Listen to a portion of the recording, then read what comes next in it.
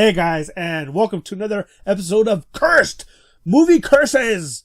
So this time we're going to be talking about The Conqueror.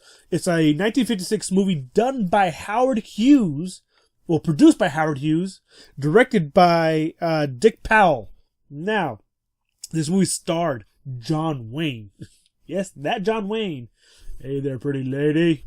That John Wayne.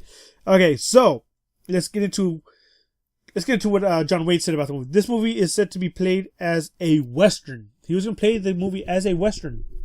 That's how he saw the movie to be, and that's how he was going to play it, was a Western. I was like, this movie's not really it shouldn't be as... Whatever. I haven't seen the movie, but after I read this, I'm definitely going to check it out because I want to see it. The black people say it was an amazing movie. I'll give it a shot. And if I'm recommending movies, and I'd see this, and I was like, you know what? Of all the movies all the curse movies that I've talked about, I've seen every single one of them. So, might as well see this one as well to see, just see what the movie's all about. Here we go. So, at one point in filming, they all survived a flash flood. Almost got killed during a flash flood. That kind of sucks. That will definitely put a damper on the mood in the filming crew. But they survived it. But, unfortunately for lead actress Susan Hayward, she might have survived that, but she barely escaped with her life. Well, they didn't say that, but she survived a Black Panther attack. Yeah, you survive a flood and you survive a Black Panther attack. That is one tough lady. I mean that's a lot of bad luck right there. I mean, Jesus.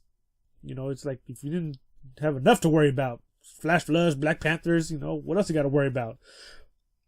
So yeah, fortunately she survived that. And of course, back then in those times, the safety regulations were totally different from what it is now.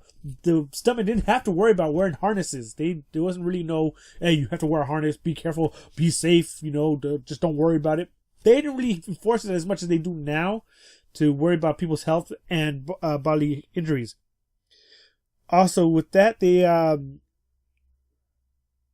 were filming in the Nevada desert, downwind, where they had tested 11 atom bombs, and the fallout is in that area.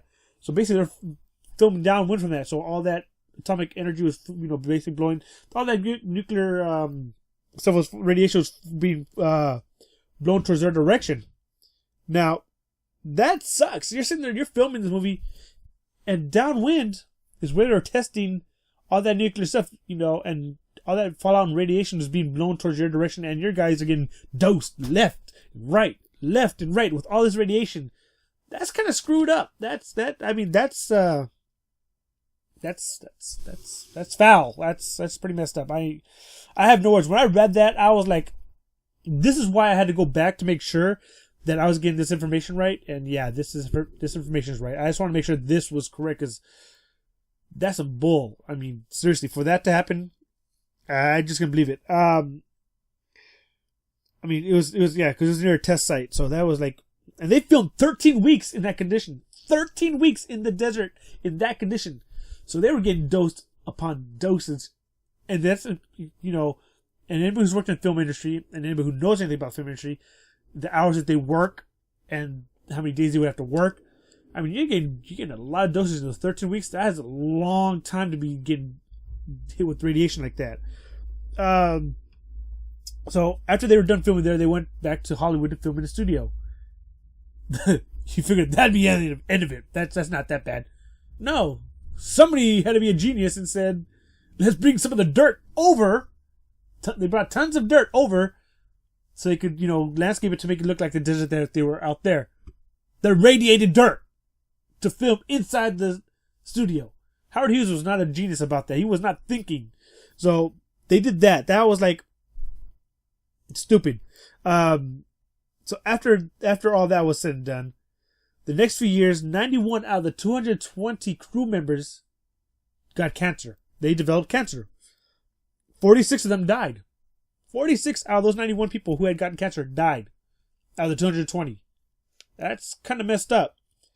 Now, John Wayne was among them. Susan Hayward was among them. The director Dick Powell was among them. And then another co-star, Pedro Armendariz. Oh, jeez, I know I butchered that. committed suicide when he found out his cancer was terminal. He said, I don't want to deal with the suffering. I'm done. I don't blame him, you know, because you were dealt a pretty shitty hand on that. And, you know, and if I don't know if he knew if that was from the conditions of the filming and he was just pissed off about it. And he said, screw it, I'm done. I'm checking out. And Howard Hughes, after he became a recluse and all that, watched the film, was racked with guilt. As he should be, because, you know, that's pretty messed up. And on top of that, they're filming in 100-degree heat. I mean, come on. These guys worked their butts off, and after reading all this, I'm like, you know what? I gotta see this movie. I gotta check this out and see what this movie's all about. And, you know, these guys basically put their life and blood, sweat, and tears into this film. And I'm gonna check it out. So that is enough for the movie curses for this episode. I have more coming up, guys. Hit that like button, hit that dislike button, subscribe if you have not subscribed. Follow me on Twitter, Facebook, and I'll be seeing you guys around for more. Alright, guys, see you next time. Bye.